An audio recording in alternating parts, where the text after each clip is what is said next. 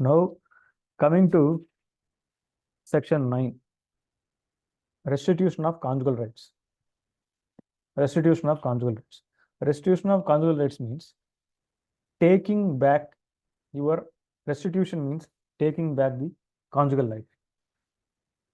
Taking back your conjugal life. That means, as per section 9, if we read that section 5, section 9, so what it says means when either the husband or the wife without reasonable excuse withdraws from the society of the other, the aggrieved party may apply to the court by a petition for restitution of conjugal rights, and the court, on being satisfied of the truth of the statements made in such petition and that there is no legal ground why the application should not be granted, may decree the restitution of conjugal rights accordingly. Where a question arises whether there has been reasonable excuse of withdrawal from society, the burden of proving reasonable excuse shall be on the person who has withdrawn from the society of another.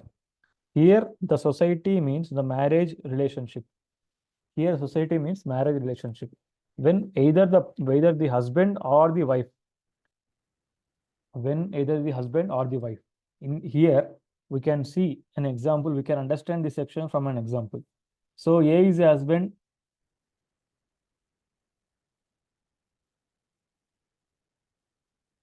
Yeah, okay. So Priyanka Virnakota, thank you. Ajay Kumar Jain and others versus State of Madhya Pradesh and others. No Hindu marriage deemed valid until Saptapadi is performed. Thank you for sending this citation. I will record it. Thank you. So now we can see we are discussing about section 9, restitution of conjugal rights. Restitution of conjugal rights. Restitution of conjugal rights. First thing, if A is a husband, B is a wife. So B files a petition stating that my husband has deserted me without any intimation and he is living separately without any reasonable cause. Here, withdrawal from the society of others means without any reasonable grounds. That means a person, A is a wife, B is a husband. A files a petition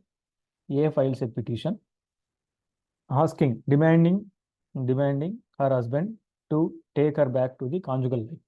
So if we see, if B is a husband who is a negligent person, or who is nothing but a boozer, who is addicted to all kind of bad vices. So in this case, no person wants to live with that person. In this case, no person wants to live that person, and he used to torture A, that is wife, every day by beating her, by using some abusive words, etc. against the wife. So wife left the matrimonial home here. Wife A left the matrimonial home. Now B comes to the court. Saying that I am very innocent. I have not committed any kind of bad things against my wife. I never demanded. I have treated my wife very nicely, but I don't know why she left my conjugal company. Please direct my wife to join my conjugal life, like that. So here, if we see A and B, so B has meted out her wife with a torturous behavior and cruelty and humiliated her a lot. So because of the reason, she left the conjugal company of her husband. So here, the burden of proving that she has left the conjugal company of her husband shall lies upon the wife. Why? Because this provision, we can say this provision as a biased provision. Why? Because in this provision, whoever approaches the court first, the burden is very less upon him, and the court will consider the truthness and genuineness of the statements, and they are going to grant the relief. So whenever a respondent, that is the person who has withdrawn from the conjugal life of another person, the burden is upon the person who left the conjugal company. They have to prove. That means these are the circumstances which made me to go out of the conjugal life of the my husband or my wife, so that because of that only I am unable to bear the cruelty and the harassment from my husband, that made me to go out of the relationship.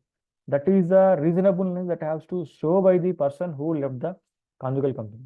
So ultimately, if the court feels truthness, that is truthness of the allegations, truth basing upon the proof, the court finds who is correct and who is wrong, then the court will accept the petition and grants the restitution of conjugal rights against the respondent. If the petitioner fails to prove, in this case, if the respondent proves that she or he has left the company by showing the reasonable grounds, then the burden shifts upon the petitioner here. So he has to prove, no, no, no, she left for the reasons mentioned in the petition. Being a negligent person, being a so and so person, she left the so and so. Then we have to prove. Even then also I am having respect over the marriage institution, and I want my wife or I want my husband back into my life, so to look after me and my children, so and so, like. So the burden shifts. So if the respondent proves that she or he has left the conjugal company by showing the reasonable grounds, then they will get. So the burden shifts on to the petitioner. So upon deciding the evidences, discussing on evidences and law and appreciation of acts, the court will grant. So after granting of the restitution of conjugal rights decree, the person has to join the marital life. Has to join the conjugal life within 1 year. So this thing, this limitation of 1 year has not discussed in this section, but it was discussed. We have to take a recourse from section 13 in divorce. Section 13 grounds for divorce.